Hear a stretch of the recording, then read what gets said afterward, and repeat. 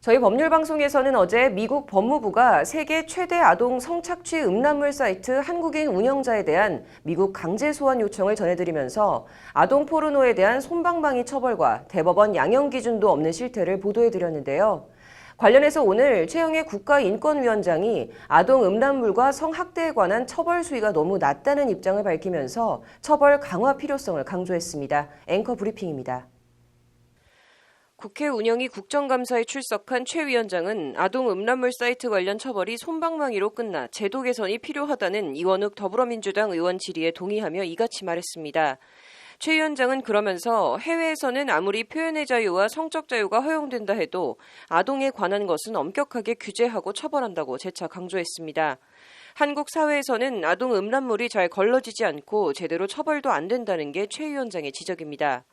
최 위원장은 또 유튜브 등 인터넷 개인 방송에서 아동학대 성격이 짙은 콘텐츠가 과도하게 만들어지고 있다는 조배숙 민주평화당 의원의 지적에 대해서도 아동 음란물이나 아동 유튜브나 아동 보호 차원에서 일맥상통한다고 생각한다며 조사하고 가이드라인을 만들겠다고 말했습니다. 아동 음란물 관련 최근 CNN이나 로이터 통신 등 해외 언론을 통해 수년간 아동 음란물 사이트를 운영하며 아동 성착취 포르노 수십만 건을 유통 판매한 한국인 23살 손모 씨에 대해 한국 법원이 1심은 징역형 집행유예를, 2심은 징역 1년 6개월을 선고한 사실이 보도되면서 솜방망이 처벌 논란이 일었습니다. 미국의 경우 아동 포르노는 소지만 해도 징역 5년에서 20년까지 처해지는데 한국 법원이 아동 포르노에 너무 관대한 것 아니냐는 것이 세계 유수 언론들의 논란 섞인 지적입니다. 이런 가운데 경찰이 오늘 카카오톡과 라인 등 오픈 채팅방에서 아동 음란물을 구입한 구매자 수백 명을 입건해 수사 중이라고 밝혔습니다.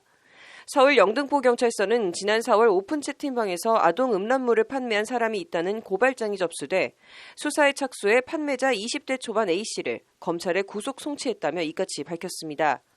경찰 관계자는 수백 명에 달하는 구매자들을 한꺼번에 송치할 수가 없어 나누어 계속해서 송치 중이다라며 수사 진행 과정에서 구매자 숫자가 계속 늘고 있다고 말했습니다. 아동 음란물을 사고 팔거나 보면 아동 청소년 성보호에 관한 법률 위반 혐의로 처벌됩니다.